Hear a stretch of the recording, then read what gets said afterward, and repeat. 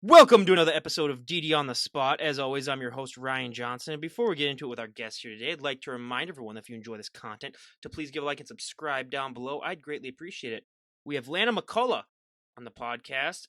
She's coming to us from a place warmer than it is with me. And, I don't even want to get into that right now, but she's on here to share her, health and fitness journey and discuss all things health and fitness. But most importantly, she's our current guest. Lana, thank you so much for coming on. Thanks for having me. Well, I usually ask what the weather's like, but I'm not going to do that because I don't want to depress myself. So to start things off, why don't you just give us your backstory on what inspired and motivated you to become a bodybuilder? Okay, so I just turned 40 this past year, but if I go all the way back, just as a kid, like I was one of those kids that just went out all the time and just like tried to practice for sports and I'm a daydreamer. Like I would rather be doing something active, sports. I mean, I was usually like sitting on the bench, but I had like these little dreams about being like an Olympic track runner and just all this. I mean, that's just kind of how I was as a kid. Couldn't sit still.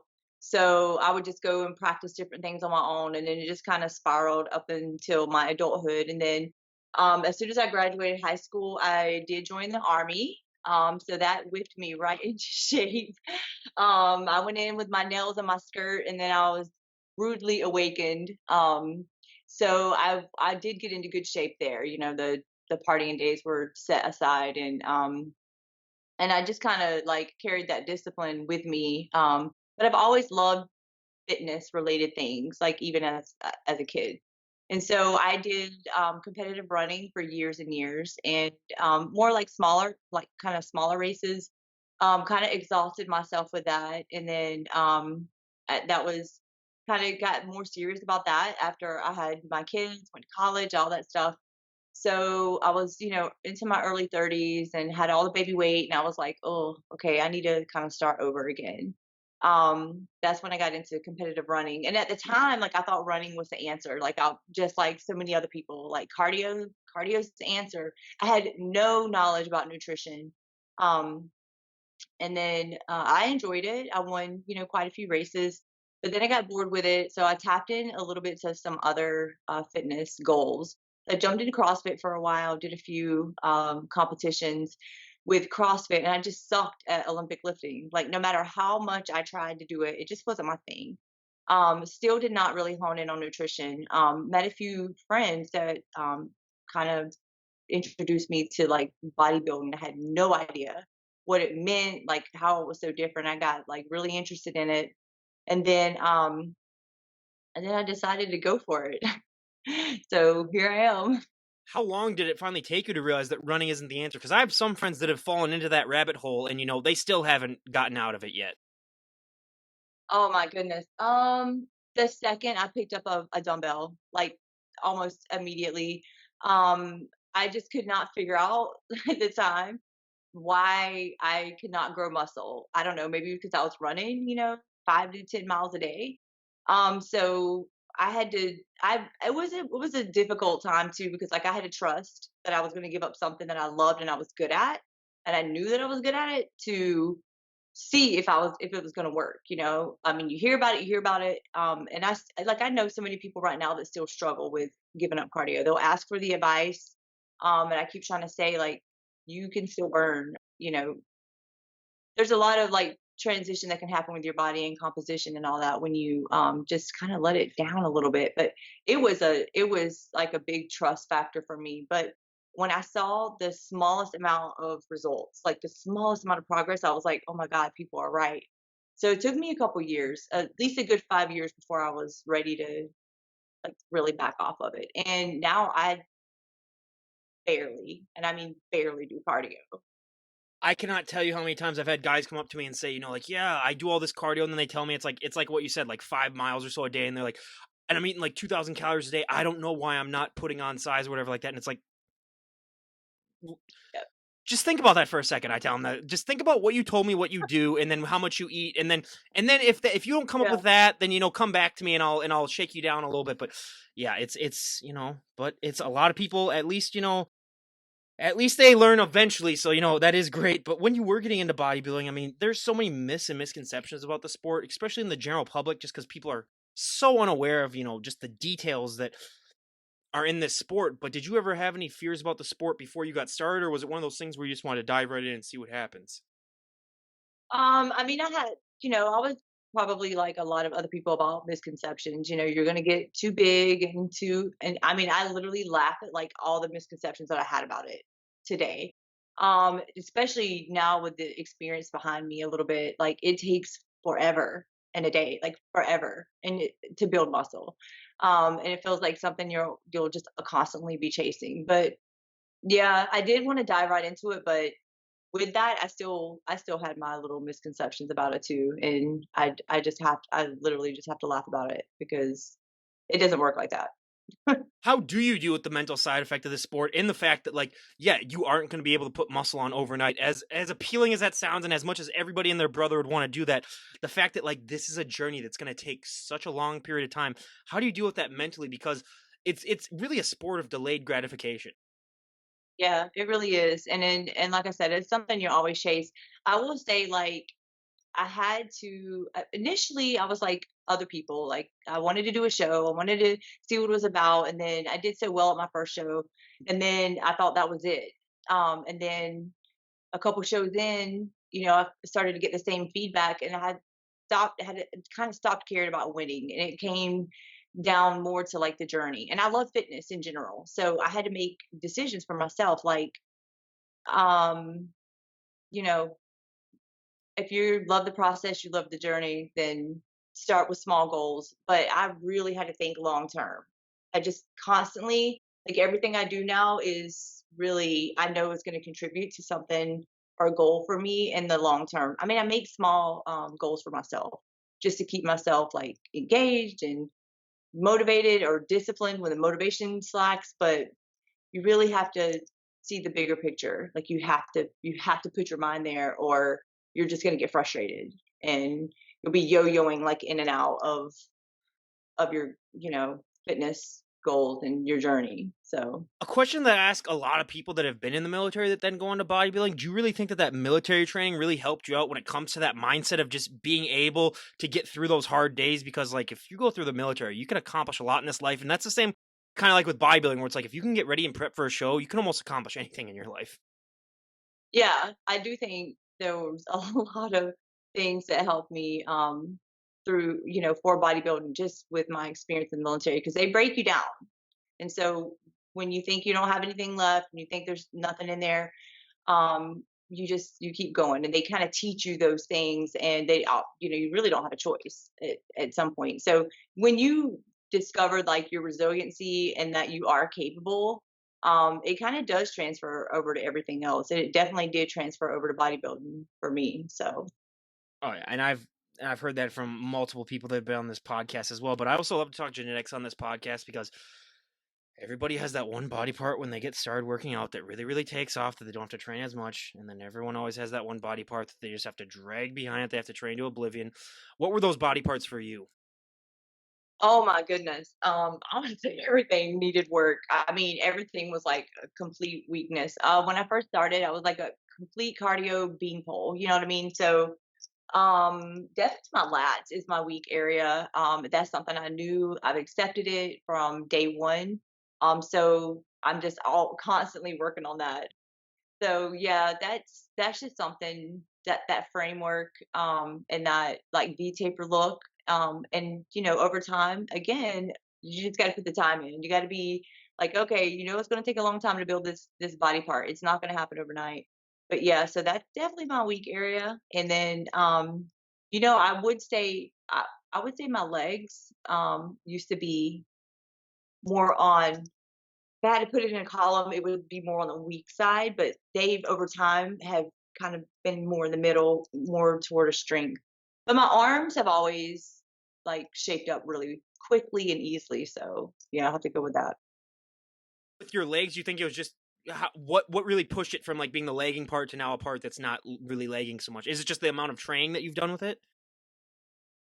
Zero cardio, like stopping all the cardio, that's to help me significantly. I immediately started building, and then from there, just trying to recomp, and yeah, training for sure.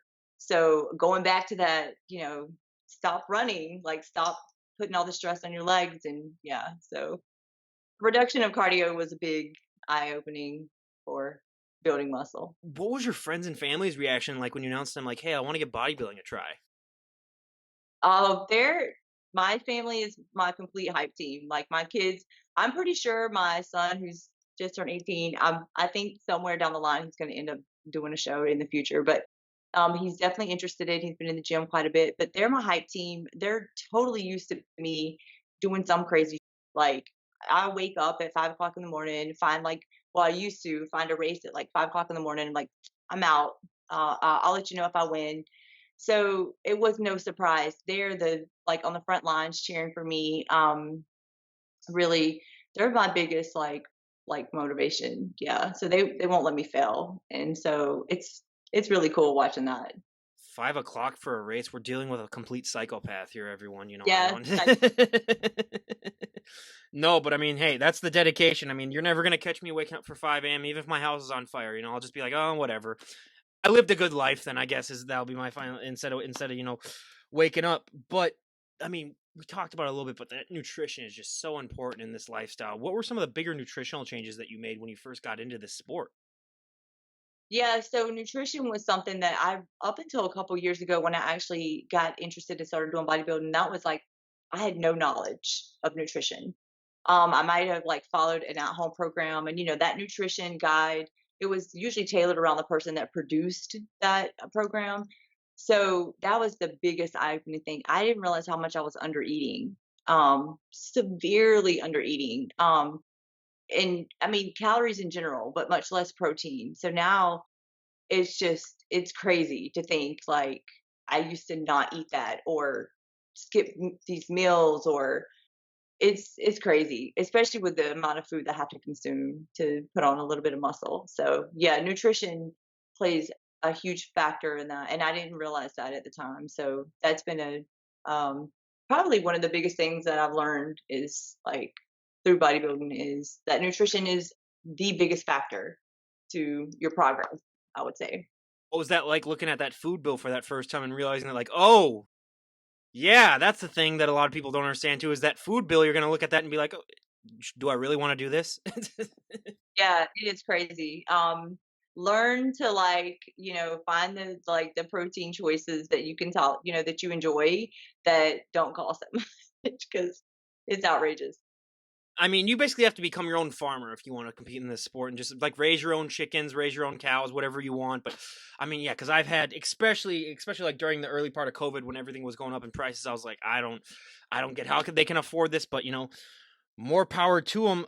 But there are just so many aspects about this sport that it's not just the bodybuilding. It's like I don't know, it's like 75% bodybuilding. There's also the beauty pageant part to it. How did you deal with that aspect of the sport? Because it's not really that much with the men, but with the women, there is sort of like a beauty pageant aspect to it. How did you deal with that aspect of the sport? I actually found that to be a big challenge, and I don't know if it was just like over the years trying to get through like insecurities and having babies and like the like feminine side of it. I mean, I absolutely was horrible at posing. I mean, you're not going to get me. There's like it was a disaster. So, but I think building confidence in my training and my progress is that too has helped me build confidence in trying to like understand what the judges are completely looking for and trying to deliver that. I mean, I have worked with posing coaches, and I know that's a weakness. You just have to like pick out your weaknesses, and you really got to attack them. Like if you want to advance in this, you just have to accept like you're not good in this area. That was an area that I just needed to build confidence. But having like the right team and the right people behind you teaching you how to do that and helping you, blossom in that way, that's important too because it does play a big factor, like your overall look. And so you can't just get up there and be like all muscular, and you might have a great shape, but if you can't present that well, it can impact you big time. So Like I've said a billion times, you could literally look like the Atlas Man and you can walk up on that stage and you're not going to win if you don't know really how to pose. But out of the poses that you do, what is your favorite and what is your least favorite? um my favorite, would probably just be a side pose. It just seemed to like be able to pull my physique out a little bit more. That like that V taper. My least favorite is definitely the back pose because of my lats. So I'm always like, it's you gravitate toward like your weak area, so you think that's all people see too.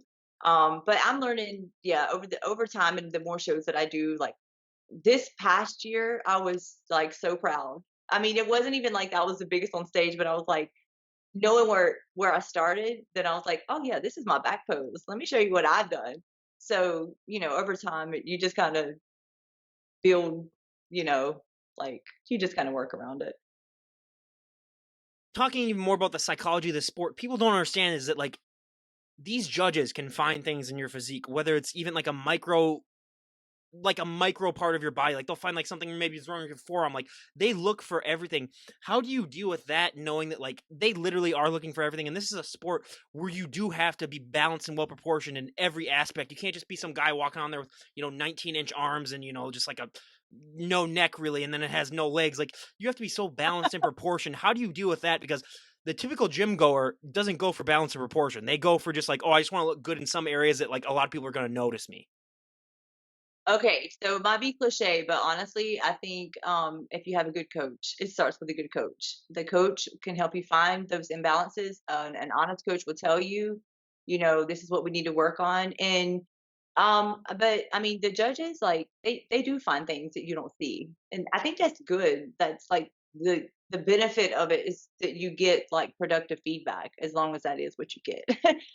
Because you need to see what other people see. Like we see ourselves differently than how, other people view us. So, but I would say hands down, start with a good coach that can pin. I always make a joke because like, when my coach dialed me in, I was like, he would see stuff that I didn't see. And I was like, what the hell? Like you're watching me on a blurred Android, like, and you saw something and I would see it immediately after he would point it out. So I'm sure it's the same way with judges too.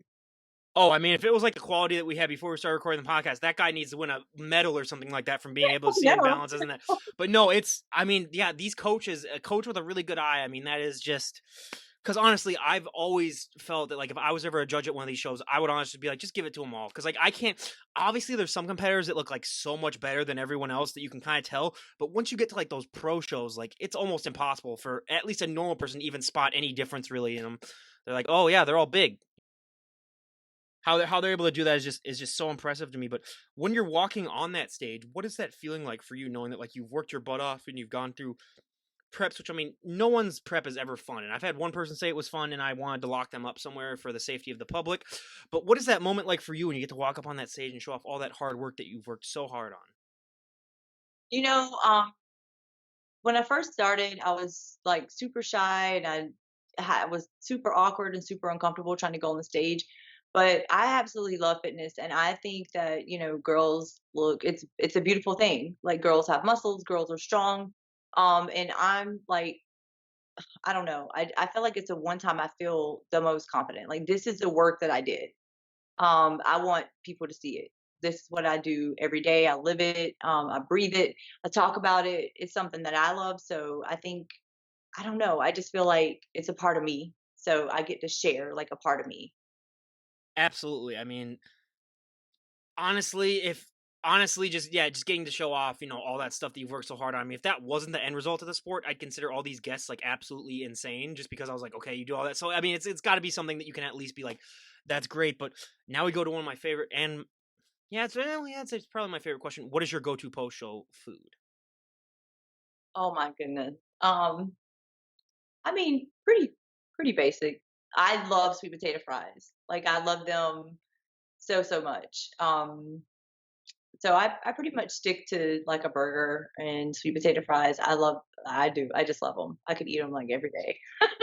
That is definitely the Pretty goat. basic.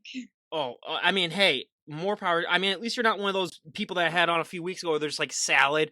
And I was like, okay, I just want to go outside and put you down then, basically, then because like if you're living that type of life where you're craving salad after competing in a bodybuilding show, I can't help you in this world. But I mean, let's be 100% completely honest. That look that you present on stage is not a sustainable look. You're not going to be able to look like that 365 days out of the year.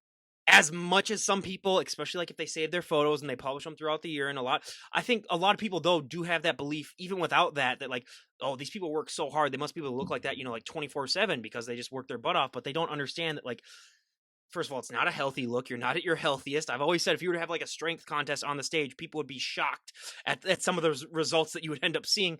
But what was that like for you when you first realized that, like, hey, this is not a sustainable weight that I'm at, and I'm not going to be able to maintain this? And has it gotten easier for you to accept that as your career in this sport has gone on?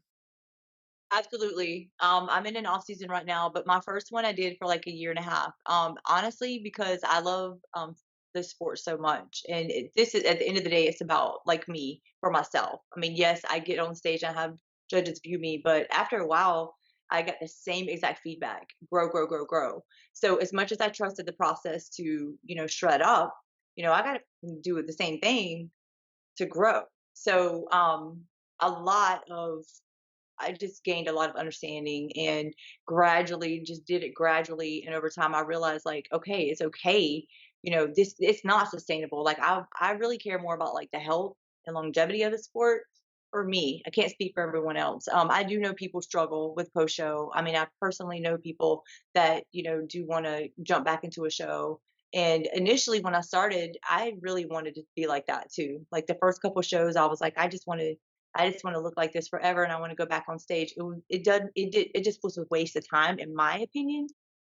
So I think the best thing that I ever did was take a long off season, and now I'm so prepared for this one. So yeah, I highly recommend it for everyone to take some time off for themselves. How did you deal with that offseason mentally? Were you more relieved, or were you ever concerned at the time that, like, oh my God, maybe I'm taking it too long? Because like this is a sport of self-doubt more than anything that I found that I found from talking to some people. So how do you deal with that type of stuff? Because I'm sorry, but like even me myself who's never competed, I deal with that a lot of times too, and I've almost gone completely crazy just myself not even competing. Yeah. No, I had to learn to like trust myself a little bit too. Um, and say, I want to grow. I'm going to put some size on. I know that I'm not going to look shredded the whole time. And I have to be okay with that. But it is a mental battle at times. But I think I focus on like the small goals and like what am I ultimately, and I go back to that long goal process. Like, what am I ultimately trying to do? And I just keep working at it every day. I just, there's time I'm like any other person. Like I look at the mirror, I'm like, oh, but I also know like I'm still putting in just as much, if not more work than I did with prep. So there is more of a relief factor to it. Like I don't want to be shredded like that all the time. Like I want my health and my hormones and everything else to come back to normal. I want to breathe. But as far as training and nutrition goes, I still stay pretty dedicated to it, just in a different way. It's actually have to eat more calories now versus, being in a deficit for so long. So yeah, I mean, in the first time that I did, like I said, I think just having that experience under my belt the first time, I stayed with a coach in off season two. That was beneficial. So I stayed with my coach. So A, I can be accountable. B, I know that when I come off a show, I have some guidance. I'm not trying to just go out here and deal with it myself. Absolutely. And I mean, one of the things that I enjoy the most about you is that you do this naturally. And, like, let's be honest, I need to have more natural guests on the podcast. And I've been trying to get them on because, spoiler alert for everyone, like 90% of the guests that I've had on are not natural. And I'm just being upfront about it. And I've talked about it in the past, but how important for you is it to do this sport naturally? Because like you're in the minority when it comes to people competing in the sport, when it comes to being natural or not. Yeah, I think too. I mean, as much as I love this sport and as much as I love fitness, I don't see myself ever doing anything any different. Whether I'm ever going to get back on stage or not, I'm going to dedicate my time to taking care of myself. But doing it naturally is super important because I do have children, and every decision that I make, I think about my health. I want to be around. Plus, I started late in the game, and this is not like a life for me. Like I'm not getting money from this. I have to pay money for this, so there's a lot of factors that come into play when I decide to and I'm proud to be a natural competitor. Don't get me wrong. I admire like Oh, 99% absolutely, of like the people. 100% with me too. It's like there's no drug that you take that just all of a sudden beats you. Like you still have to work out and stuff like that. So the Work their dedication, it's ass still off. there. Absolutely, Yeah. yeah. Yeah, but, like I said, I started so late in the game and, I don't know, I there's so many reasons. I mean, just being a mom, starting so late in the game, and, the way that I, like, stay on I don't wanna use the word addicted, but, like, I love fitness. So, I mean, I can't even imagine, like, what that would look like if I, had ever made that decision. Hmm. So, but yeah, and yeah, I'm a proud, Absolutely. natural competitor. Well, and I mean, the only thing that ever gets me upset is the people that claim that, like, on buy my workout program, you can look just like me. It's like, dude, you're juiced to the gills. You're like you're like 300 pounds of muscle, and you're telling them like, yeah, if you work out just like me and you have my nutrition, you'll be just like. That's the only time that I get upset. But otherwise, yeah, it's I've always said it's none of my business, and hey, more power to you. I don't really, it's just Yeah, it's and I totally get it because it's so painfully slow. I mean, like, it's painfully slow. So yeah, I totally get it. oh, just from a guy who's just a novice gym bro. Yeah, I mean, it's just like for me just to see those gains barely increase, and it's like just once. Just do a cheat code just once and just see if what I can do. But hey, it's like I've heard way too many horror stories from friends, and even I mean the stuff that does the guys is bad enough, but the stuff that does the women, I'm not even gonna get into that. So that's just a whole different discussion where it's like, okay. Yeah, so but I mean, when it also comes down to the one thing that most people don't understand about bodybuilding, especially female bodybuilding, is like honestly, you're not the average looking woman. And when you walk out in public dressed the way that you are right now, you're like a mini celebrity. I like to compare it where it's like you're gonna get some stares. People are more aware of your existence than if you were just, your average Joe. But how have you dealt with that as you have gotten more into the sport, just realizing like, hey, I am gonna draw more people's attention just being me? Yeah, I do notice that. And it could be anywhere from like my client sitting in like a professional meeting and someone make a comment like on my arms or something, or just, it's kind of funny and it's not awkward anymore like it used to be like awkward. But now I'm just like, Just gonna walk in okay, anytime you go to a new business party, be like, yes, these are my arms, just flex them a couple times and be like, okay, we're done now. yeah, Okay, you got it. we're done now. Let's move Yeah, forward so we yeah, don't, yeah. yeah. So, and I think like how you carry yourself and present yourself plays a major like role in how people treat you, and what they they can sense like what you expect. So let's notice it, let's make a little fun, especially like appropriate or inappropriate unwanted behavior. I mean, you really have to set those boundaries. So I'm a boundary setter at work, in life, period, family, it doesn't matter. So, and I think that's probably saved me a lot of heartache. Yeah, don't even give me. I mean, just some of the stuff that, especially the female compares I have to deal with when it comes to like Instagram and messaging and so. Oh my god! I mean, it's like, yeah, more if you set those boundaries, you got to do it like redhead. Because like I've said this a million times, but like I would have deleted my Instagram account after one day, had I known that I would have broke my phone. I would become a hermit that lives up in the mountains somewhere, making my own food basically, or just being like just living off the land basically. I mean, it's just insane, and that that's why it makes me appreciate these guests even more, knowing that they go through with all that stuff and they still, wake up every morning. Because for me, I just be like, yeah, I'm not gonna wake up now. I'm just gonna, fall asleep, keep sleeping, and we'll see if it, gets any better. But we did talk about cardio, and now that you don't do as much, I mean, what is your relationship like with cardio though? Because I mean, unfortunately, you still do have to do some, but has it gotten has the relationship between you and cardio gotten better over the years, or is it more one of those things where like you just still don't like it now because you don't have to do it as much? No, I still love it. And there are times, a lot less, like over the past couple, like recent couple of years. But as I started to transition, I still struggled with that. Like I still had that mindset where like I should be doing more. I should be doing more. Especially when I first got like my first workout, I was like, what? It's only like 5 exercises. Like in my mind, when I saw a bodybuilder, in my mind, I didn't understand. I didn't know. So I did struggle with it for a couple of years. Especially too, I think too, like when you realize that and you see like you're not that great at something and now you have to like teach yourself to be really good at something and you're giving up something that you were like excellent at and you knew you were like a badass at. But yeah, so I did struggle for a couple years, but recently like no, I really could care, the less the better. Like I'm totally okay with that now. Is there just like a big cloud that came over you all of a sudden? Your house just got super dark. Oh, let me like Oh, no problem. I have a lot of windows. Oh, I was So just gonna say, well, that's the problem because everyone we're talking during like the late afternoon, so like the sun's yep, gonna go down and stuff like. That's why I had my light on when I started this because I have made that mistake before. Where all of a sudden I was looking and I was like, wait, what the hell? Like you can barely see me, and I was like, no, yeah, the light went out. So everyone, yeah, we so didn't pay that the power bill. I'm just kidding. yeah, no, I had one guy where that actually the power actually went out while we were talking, and that was No great. But way. it That's was funny. I mean, those damn squirrels, which I mean, we deal with enough squirrels I as it mean, is, but right? yep, every once in a while. But yeah, and I mean, it's great that you still enjoy the cardio as much as I consider that to be a mental illness. But as long as you get your fix in, that's totally fine. But sleep, like you mentioned, you were getting up at times at like for 5 a.m. for a run. So especially being in the military, one of the things that they do kind of teach you is sleep. They really kind of condition you in that. So what is your relationship with sleep like now? Because being a bodybuilder, and especially, I mean, once you get closer to those shows, I mean, your sleep becomes so bipolar at times.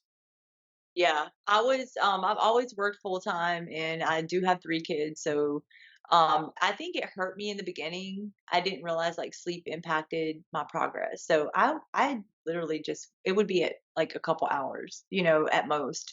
How did And you function? Did you just like inject pure adrenaline into yourself?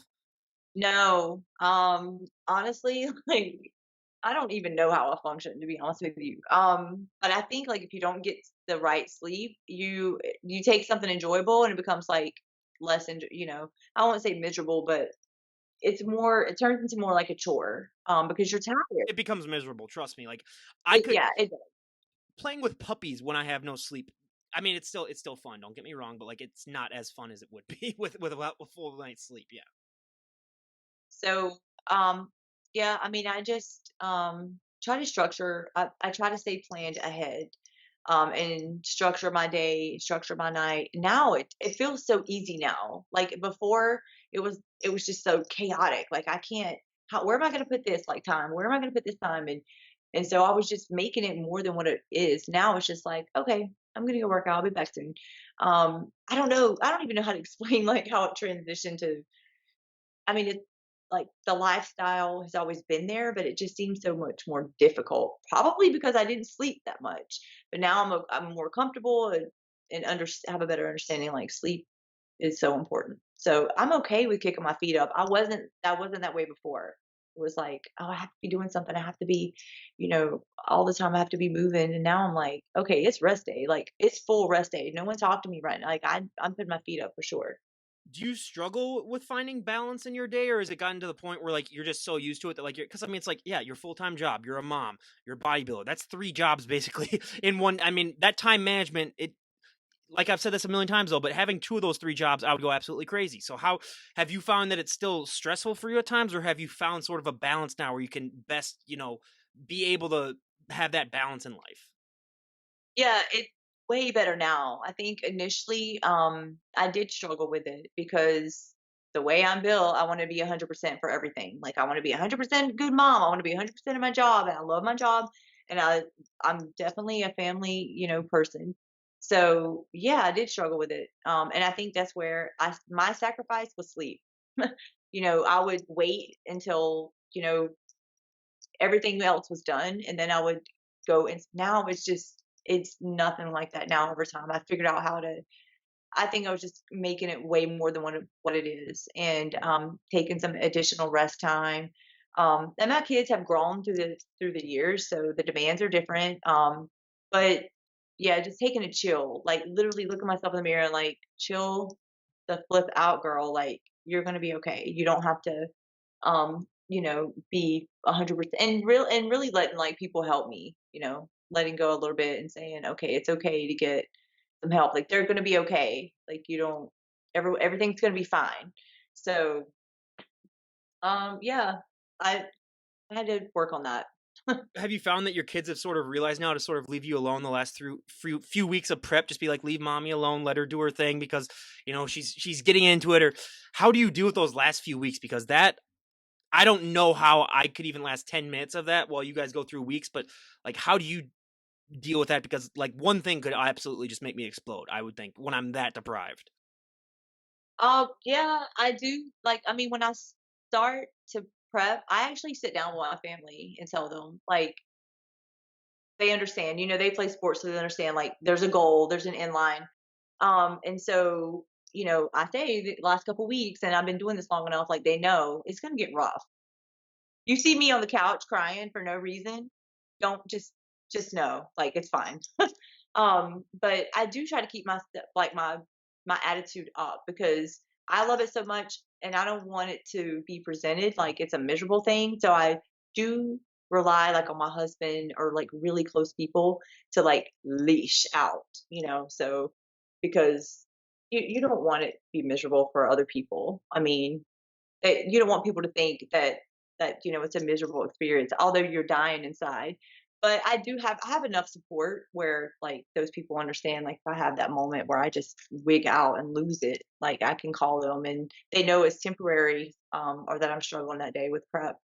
But I find myself like if I'm more busy, that I don't have time to pity myself. I spend less time like thinking about like the suffer of it. So Absolutely. And I mean, like, you go to extremes when it comes to this sport. Do you find that it's hard for you to sometimes be able to judge, like, when you're going too far when it comes to, like, you're overdoing things? Because when this sport really does reward, like, the really shreddiest look and the really leanest look, a lot of people sometimes ignore those signs in their body. They're telling them, like, okay, hey, like, we need to really back down things now. And I think that's why we see a lot of, stuff happen in the sport, whether it's like people dying or just injuries or whatever.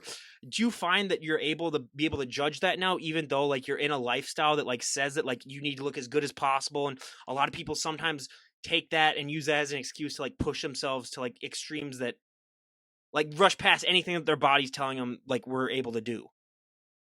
but I mean, now I would say yeah, but that's one reason why I still keep a coach, because I know myself, and I probably would go to the extremes. And so, um, and just trying to like make sure that I do set boundaries for myself and learn what they are and be okay with that. I have to be open to learn and grow. But initially, no, like I would have done whatever I was told to do. Oh, And I so asked that like, because I would be 100% too, where like I would be the guy that does like 5 hours of cardio and it's like, what's oh going yeah, on here and stuff like that. Yeah, because that's my yeah. personality as well too. Absolutely. So in the beginning, yeah, I probably would. Yeah, I would say that I pushed to some extremes and ignored some things. I was fortunate I didn't have any injuries, but over time, and having a good coach and one consistently, that's kind of helped me learn. Like, I mean, yeah, it helps. But I would be the one that pushed the limits. Like, you tell me to, we're gonna do what we need to do to get on stage. So I have to be very like aware of that part of me because yeah. Oh, I would be like if I can stand, I'm good to go. Basically, is this Right. If so I'm breathing, yeah. I'm fine. Yeah, absolutely. So yeah, that's why I love asking that question too, because yeah, like some people I've even had guests on where after I've talked to them, they have accidents or something like that, just because yeah, they sometimes it's like you said, it's somewhat of an addiction, but like that's sort of the addictive part of it though too, is that you're like you want more and you want the results and you want to see them. So then yeah, you just keep going. But I mean, I think it's especially with the time that you spend in the sport, then you sort of develop sort of like a generalization of like, hey, this is when I really should like slow things down and not be just going so hard all the time. So that's great too. But if someone were to also walk up to you and say, we made the decision, you can change one thing about the sport of bodybuilding, and everyone would go along with it, what would be one thing that you'd like to see changed? Um, well, I've never won like money, so I can't even speak on that. Like the fair pay. I do think like making sure like judging is the criteria for judging is universal, from organization to organization with each division. That would I guess that would be my biggest thing. So hey, look, I'm not up there yet to be making comments on a whole lot of too much of anything, but I would say that's important because I've seen it fluctuate so much from like one organization to another. It can be confusing, can be challenging in terms of like an athlete trying to build or fix, use some of the feedback to like work on themselves. You're like, where do I start? Like, what do I do? So yeah, Oh, and I would say like the exposure part of it too. I mean, this used to be on ESPN for God's sakes, and now instead they have Cornhole, which is a yeah. great athletic achievements from Cornhole. Yeah, you see the guys and they weigh like 300 pounds and they're tossing that thing, and you're like, yeah, that deserves more recognition because that takes so much skill. A sport that you play when you're drunk in your backyard for Memorial Day, basically, that's when you go and. So yeah, don't even get me started on that. That's one of those things where it was even on right before the Super Bowl. They had the Cornhole championships, and I was like, What? what is going on here? So I just don't. That No, I do think that would help with like a lot of misconceptions too. Instead of like people trying to guess like what's going on, like what is this? And I think it was at a show one time. I was actually just helping, like doing a backstage, and I was doing some of the tickets for the organization. And we were like in the hotel lobby, and people were coming in. We're doing the tickets, and I overheard like a group of people saying, "What are they, hookers? Are they, and just saying like." And I was thinking to myself, like, these people work their ass off all year. But, I mean, that's common. I mean, there's not, like you said, exposure, the proper exposure in the like right places. I could see why someone would, just be like, what? you just show that pose of their butt, basically, then on the thing that a lot of people, I can assume that they'd be like, okay, yeah, then that's just if that's the only thing you saw from the sport, but yeah, exposure for sure. Because I still about once a week I'll get a guy commenting down below, and or he'll send me a photo that I posted, and then he'll think is like, so do you think that she's on like steroids or not? And I was like, the woman with the 17-inch arms, are you really asking me if she's on steroids or not? So it's just the exposure to it, just about any, so absolutely. And I think, just the more general knowledge that people have, and that's why I like to have bodybuilders on the podcast, and that's why I keep doing what I'm doing, because like you, I do not make that much. I think I made like $200 last month doing this. So it's not gonna really be a job for me. So like I just like doing it just because it needs more exposure, because people do have all these myths about the sport when it's like, so the more that I can really bust, the better. But what's the biggest myth that you deal with personally, that you see from the general public? Because I mean, there's hundreds of them that I've dealt with myself personally, and I don't even compete. Um, hmm, I mean, I think people think that I like stop living, that I literally, I mean, and I do have a lot of dedication, and I'm like embedded it in my lifestyle, but like that I'm like, I can't do anything. Like I can't travel. I'm so restricted. Like I'm like in this bubble, and I have to do this same thing every day. So I think people don't realize, no matter like, in, at least in my view, like if you're on keto, or do all the diets and all the options out there is still a lifestyle. This is just a different framework of a lifestyle. Yes, you have to be a little bit more restrictive if you're going to do a competition, but you don't stop living.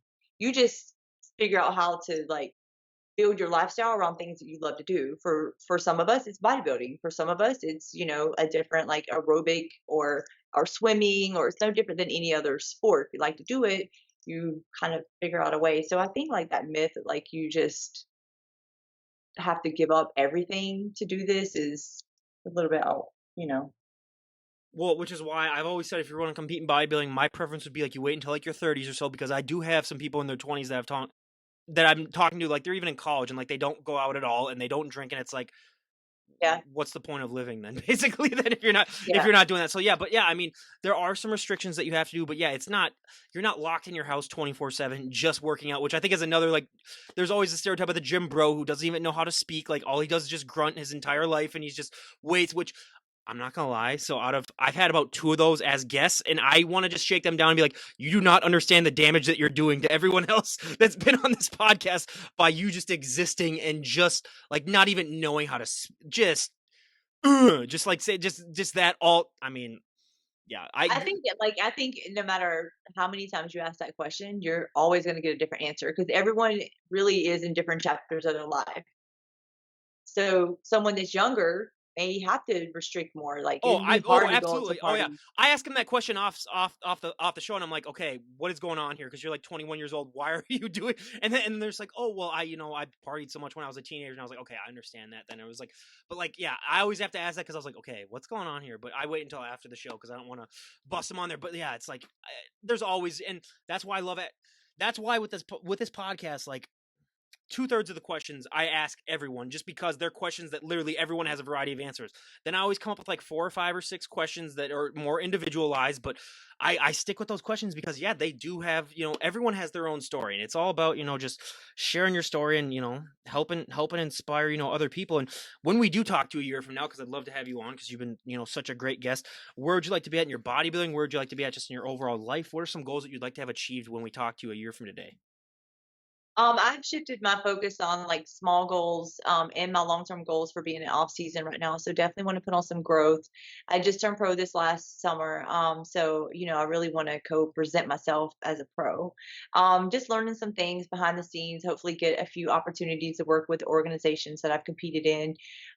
Focus on my work. I mean, I have a kid that's going to graduate soon. So there goes that chapter, and pocketbook is going to be pretty dry after that. But um, more time with like my family, just some like local travel, state travel with my husband on trips and stuff like that. So I've just been pouring my time into my, 9 to 5 and my kids and training and just really kind of still learning. To me, this is only my like second off season, even though the first one was a good like year and a half.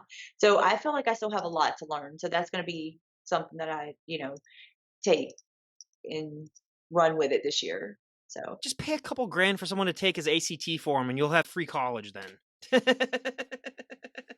no, a GoFundMe might be in the works. I'm just kidding. Luckily, my brother was on a baseball scholarship. Me, I did student loans, and so did my little brother. But my little brother's a smart one, so he got on a scholarship after his freshman year. So my parents weren't that devastated by it. But yeah, I've had friends with like, yeah, their families are like 7, and their parents are literally just like, I wish we hadn't had these many kids because all of them go to college. So yeah, it's a mess out there. Yeah, especially with just everything. But yeah, and Lana, thank you so much for coming on. I really really appreciate it. And before we wrap things up, though, winning your pro card, I always love to ask about this because for so many people that is the highlight of their career, just because that's the affirmation that you can compete in pro shows now and you're the little fish in the big pond now. But what was that moment like when they announced your name and you realized, oh my god, I'm a pro now?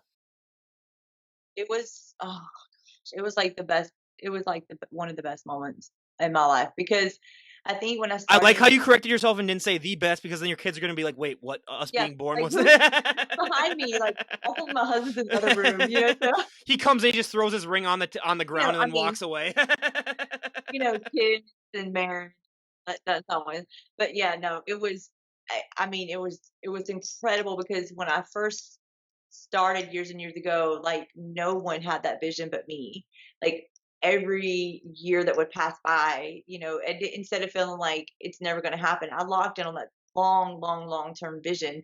So to actually get there, it was freaking incredible. Like I can't even describe it. So yeah, now I'm just ready to present myself as a pro, but I'm still like on cloud nine. I'm still trying not to exhaust my, excitement with my friends and family because that's pretty much all I'll talk about. It's like I went pro. I Yeah, went and they'll be pro. like, "We get it, you're a pro." Jeez, Yeah, God, we get she's it. yeah.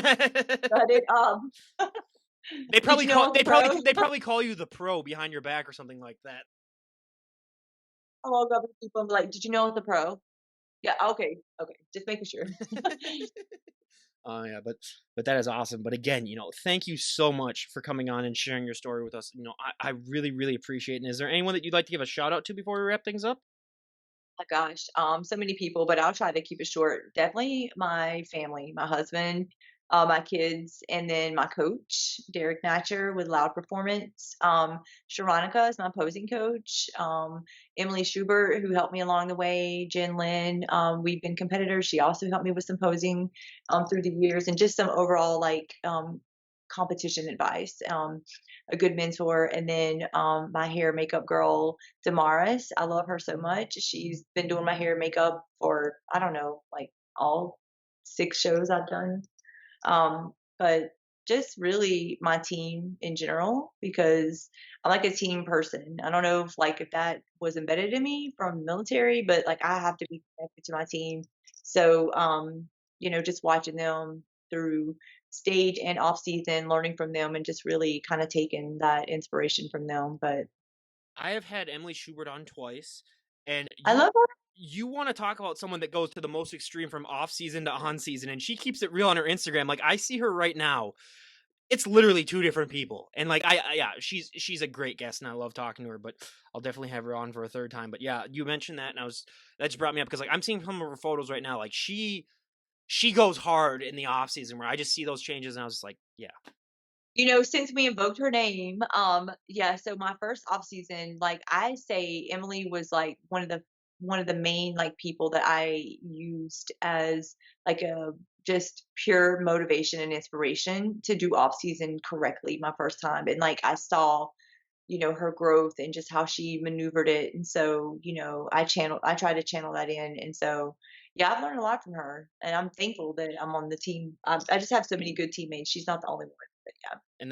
and that is just so great. And again, you guys, everyone go and check her out. I'll leave a link to her Instagram page down below. And again, same with Emily as well. I might as well leave it down there too. But Lana, thank you so much, and again, You. thank you so much for coming on. I really appreciate it. Thanks for having me. We'll talk soon. Absolutely. And this is Ryan Johnson, DD on the spot, signing off. Have a great day, everyone.